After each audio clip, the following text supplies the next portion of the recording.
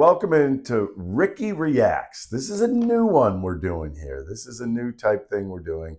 And the one thing that is going on here is that I have no idea what these questions are. These questions could be from the moon, could be from Jupiter. I just don't know. So there are going to be answers that I have no idea. And you know what I'm going to do? I'm just going to answer to the best of my ability. That's what I'm going to do. Dylan McKinnon makes up the questions. I have to answer them. And away we go. Okay, so earlier in the week, Dortmund, the German soccer team, was playing a match in Cincinnati. In Cincinnati. As you know, there's a bit of a heat wave going on in the Northeast. Yep. So the subs decided to watch the game in the locker room to escape the heat. Wow. What's your take on that? I got to tell you something. Let me start this by saying when I played in Kansas City in the summer is hotter than you could imagine. It is humid. It is hot. There's storms that fly in there left and right. Well, right in our bullpen, we had a whole huge room that had TVs in it, couches in it, food in it, you name it back there. And it was more or less the grounds crew's room. But we would go in there. We would sit in there, watch the game on TV, and then if we're called, we just take 3-4 steps into the bullpen and then pitch. I don't have that big of a problem with this. I know a lot of people would have problems with this. They're not playing in the game at that given time anyways. So what's the use of getting drained, sitting on a sideline, sweating, the daylight's out? Why not just go in an air-conditioned room, watch the game? If you get called in the game, you run outside. You don't really need to stretch in that type of heat. You're ready to go anyways. And I'm sure they had just a relay thing from the bench to that room to say, hey, here's who's going in the game. Get ready to play. Stretch out. You're going in X minute. And then you run out there and you play the game. I don't think that's that big of a deal. Actually, I think it's a damn good idea. Okay, so also early in the week, there was a fake quote going around attributed to new Eagles offensive lineman Kendall Lamm. Real news sites like Yahoo Sports and Sports Illustrated picked it up and ran with it. What is your take on some of the social media era of sports where there can be fake news that puts out there? And did you ever have a problem with someone making up a quote about you? About a quote about me. All right, a quote from you. A quote from me? Yes. I think things have been taken out of context. I could almost guarantee it that back when I played, guys, the reporters, some of them, I'm not going to say all of them because some of them were really good reporters. Other guys were just looking for some side story to make themselves feel better about themselves. And it was usually garbage. It was usually a hot take on something that we might have said that didn't really mean anything. And they're trying to blow it out of proportion. So yeah, it does happen. It's always happened. It's always been in the media. But this day and age, I think there's so much garbage that's thrown out there on Twitter and Instagram that people grasp onto it. You know why? Because they want it to be true. Because they want an athlete to feel humanized. And when something comes out about an athlete, not only are you hurting the athlete, but you're also hurting their family members. You're hurting their kids. I mean, that to me is the worst part when people say bad things about like personal things about athletes. I think it's wrong. I think they should keep their nose in their own business and stop making money off of the players that are just there to play sports. And I'll tell you this much: back when I started radio, our whole show basically was fooled by a remark that was on Twitter, and it was very much one letter was changed in a person's name, but they had the same everything, same picture, same at and everything like this. And you go down, you look, and you're like, wow, this came from so-and-so.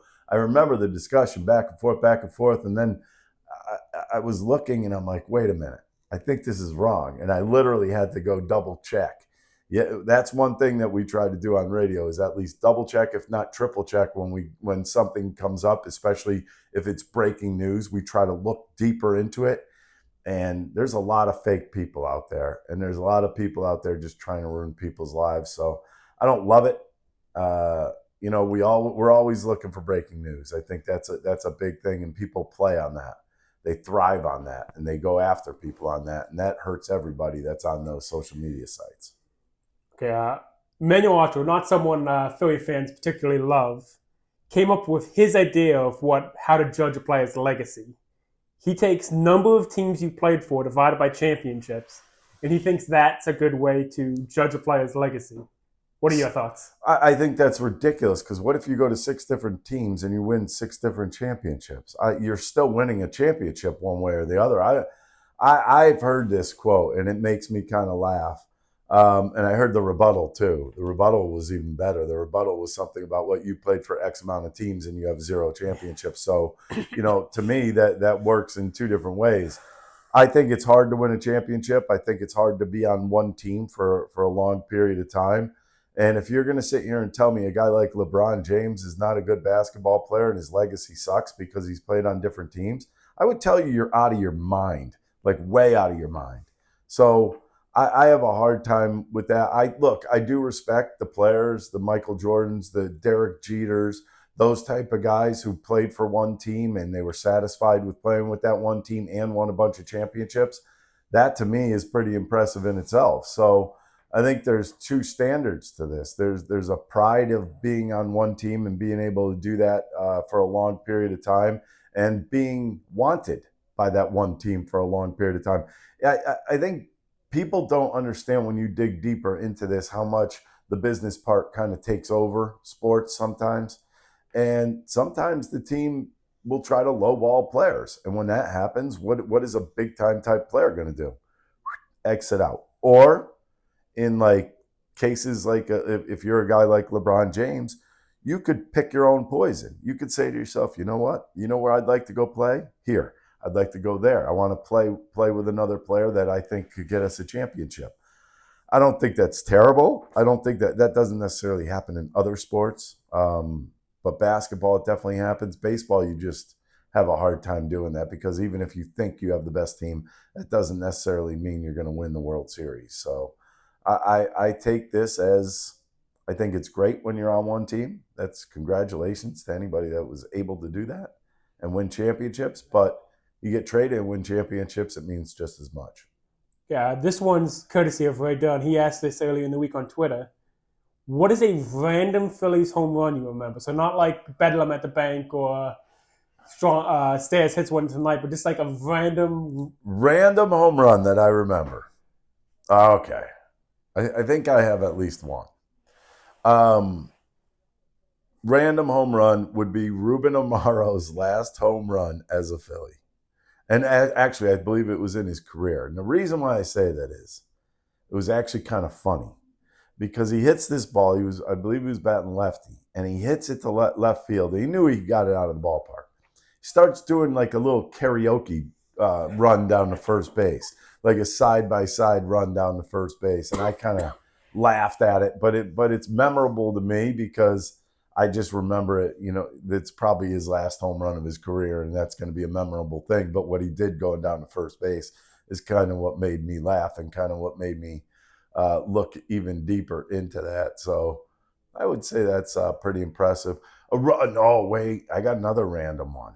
I was playing for the Cardinals, and this is actually a double random because Fernando Tatis, not junior, senior, hits a first inning grand slam off of Chan Ho Park. Okay, no big deal on that one. The guy hits a lot of home runs. Comes up in the same inning, and I'm in the bullpen. And he comes up with the bases loaded again. Same pitcher on the mound, Chan Ho Park. Another grand slam. 2 grand slams in the first inning of a ball game. He had 2 home runs and 8 RBIs in the first inning.